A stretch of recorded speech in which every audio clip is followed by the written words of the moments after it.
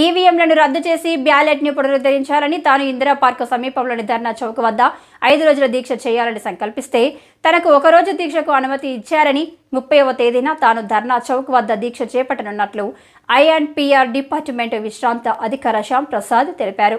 Somajiguda press club లో ఏర్పాటు చేసిన విలేకరుల సమావేశంలో ఆయన మాట్లాడుతూ స్వామ్యంలో ఓటు అత్యంత విలువైందని, అలాంటి ఓటు సరిగ్గా పడుతుందా లేదా అన్నది అందరూ ఆలోచించాలి. ఈవీఎంల వల్ల సులువుగా అక్రమాలకు పాల్పడుతున్నారు.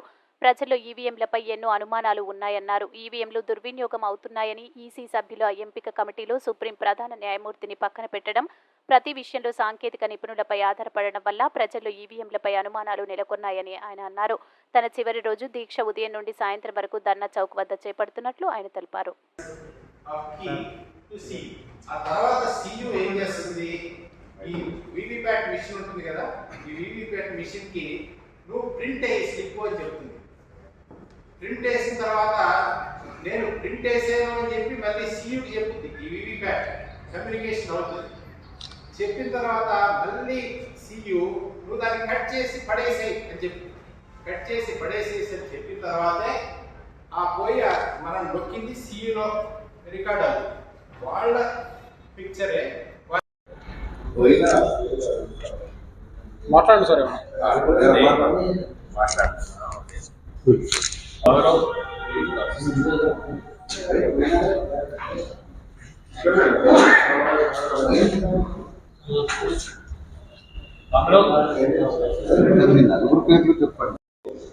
కె శ్యామ్ ప్రసాద్.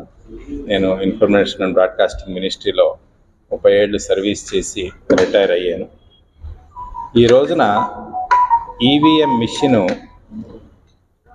దురుపయోగపడే ఆస్కారం ఉందా లేదా అన్న దాని మీద, అది దురుపయోగపడిందా, పడితే చూపించు అని అంటే ఏమవుతుందనంటే, ఈ రోజు వరకు ఎవ్వరికీ కూడా ఎలక్షన్ కమిషన్ ఆఫ్ ఇండియా ఇదిగోండి ఇది తీసుకోండి చూపించండి ఎలా దురుపయోగం కాదో అని మటుకు ఎప్పుడూ కూడా చెప్పడం కాలేదు. అది దురుపయోగం కాదు, అది అయ్యే ఆస్కారం లేదు. మేము మీ ప్రశ్నలకి జవాబు చెప్తున్నామని వాళ్ళు రాసుకున్న ప్రశ్నలకి అన్ని జవాబులు చెప్పడం అవుతూ ఉంది. 86 జవాబులు చెప్పారు.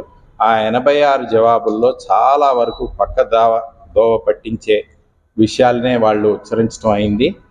ఇట్లా ఈ ఎలక్షన్ కమిషన్ ఆఫ్ ఇండియా వాళ్ళని నియుక్తించడం కూడా ఈ మధ్య సెంట్రల్ గవర్నమెంటు లా కమిషను, ఒక కమిటీ, ఒక సుప్రీంకోర్టు ఆర్డరు ఇవన్నీ ఉండగా ప్రైమ్ మినిస్టరు, మన chief justice of India, opposition leader వీళ్ళు ఉన్న కమిటీతోటి చీఫ్ జస్టిస్ ఈ ఎలక్షన్ కమిషన్ మెంబర్స్ని నియుక్తపరచాలి అని చెప్తే వీళ్ళు దాన్ని మార్చేసి ఆ చీఫ్ జస్టిస్ ఆఫ్ ఇండియాని రీప్లేస్ చేసేసి ఒక యూనియన్ మినిస్టర్ దాంట్లో ఉంటాడు అని చెప్పడం అయింది.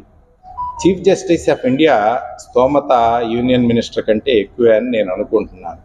ఎప్పుడైతే ఈ ఎలక్షన్, అసలు మీరు గ్రహించవలసింది ఏంటంటే, ఎలక్షన్ కమిషను 324 ఆర్టికల్లో వాళ్ళు కంట్రోలు, డైరెక్ట్